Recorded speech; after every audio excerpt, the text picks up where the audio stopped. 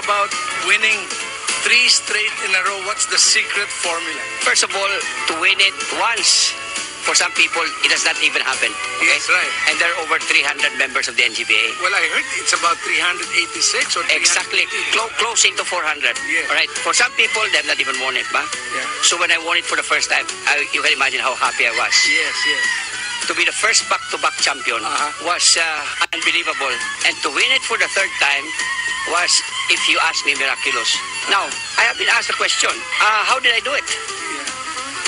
And after asking myself the question of what it takes to win a stag derby, the answers that came up to me were the same things that people would normally do. Yeah. I mean, they would choose their best birds, they would condition them the best way they can, give them the best feed, the best medicine, etc., etc.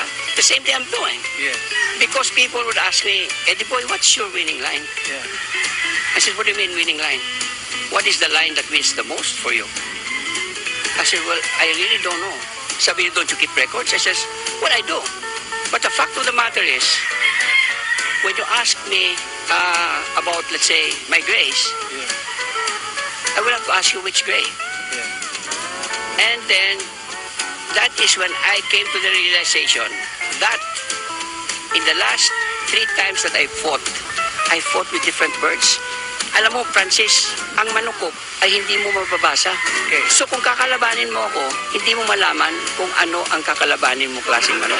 Kasi of the varied blood. Yes. As a matter of fact, palagi akong yamado. Yes, yes. Nung nilaban ko yung mga puti ko, for the first time, in a very, very long time, tihado kami. Yeah, right. But only after the first 2 fights. Then after that, everything started to change back. When they found out that these were my whites, Yeah. they asked me, how come we've never seen these white birds before? So, you mean to tell me, Eddie Boy, that an Eddie Boy Ledesma is as unpredictable when you fight him? I would believe so. But I mean, just earlier you were talking about sweaters. Yes. I remember very well Jesse Ledesma when we were talking there in Iloilo. Yes, yes. He told me, he mentioned something to me. Can you imagine if we can breed a line that can just kill sweaters?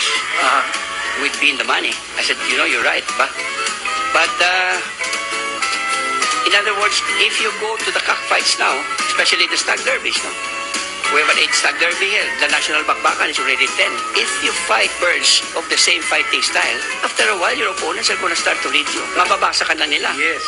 Kung angat sarado ka man, o abang ka, o ano. And then they will, the next set of birds will be tailor-made against you because alam nila ang laban naman ito. Yeah, right. Di ba? Yes. So, as much as possible, I do not stick to one line. Ba? I use my halsies to give my birds cutting. No? And of course, there is no questioning the heart of the halsey. No? When I did not have quite a big selection of birds, right?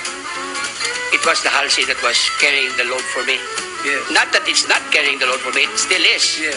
But the fact of the matter is, I have a problem with my birds insofar as the commercial market is concerned. You know very well that the halsies are medium station. Medium station. Right. So nobody's gonna give a second look to a medium station bird. The first thing they look for is the height of the bird.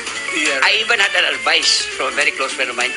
Huwag ka na mag-breeding ng nananalo. Mag-breeding ka ng gusto ng tao. Oh, yeah. Kasi ang tao na bibili ng napakagandang manok ay matangkad, kasi ganito, kasi ganan.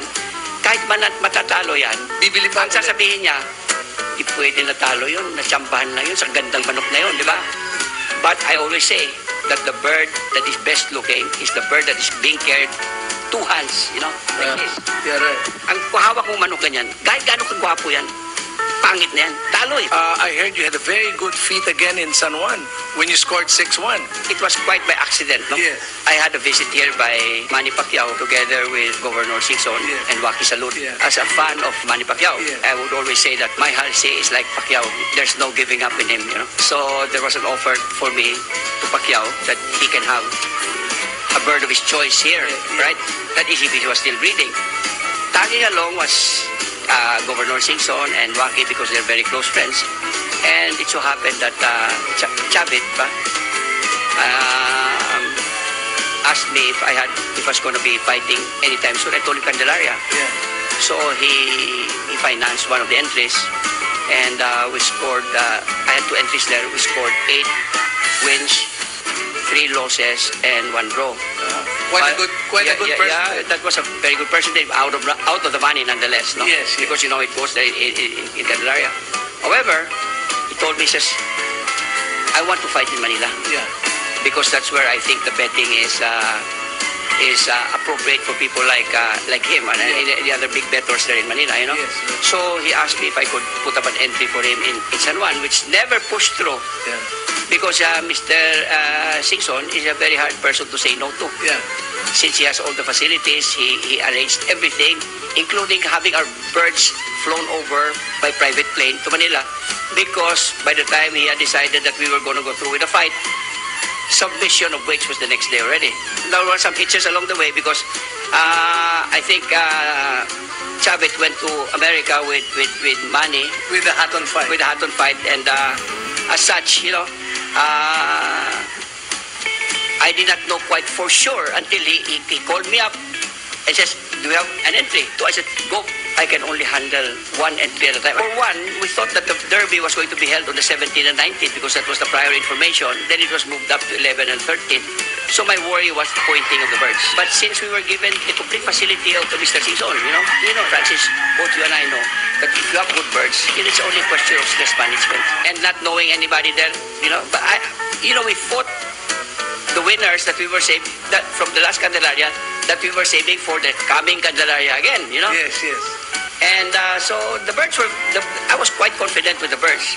But what I was worried about was the condition that the birds would be fighting. Yes. Where we were lucky enough that, we scored 6 out of 7 and came up runner-up. Uh-huh. As a matter of fact, people started to find out that the birds were fire and ice birds only on the second day. Mga kahataw, we have featured the best breeders in Negros. And one of them is our friend Eddie Boy Ledesma, who could do a feat of being NGBA Stag Breeder of the Year for 3 years and then scoring along that line 6-1 in San Juan, being a runner-up in the big event in the last Derby. The reason why I have been able to do all of this experimentation is through the backing, of course, of Mr. Warnes. Mr. Warnes is hardly ever mentioned because I am the one that faces the public. Yes, right. And I keep on telling people that is the logo of Fire and Ice. I told Boo once upon a time, Yes. you want to be the hot guy, you're fire.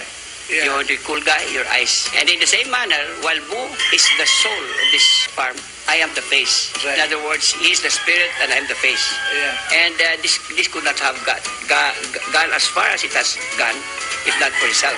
And I would like to stress that very much to the public and to think that all of the success, if I may call it that, came at very late stage. I've been breeding for the last 25 or so years. And it does, there's no magic in this. It's just hard work. A word of wisdom, nagpapaalam na po kami sa inyo dito po sa Hataw Pinoy. Maraming salamat, Eddie Boy. Welcome.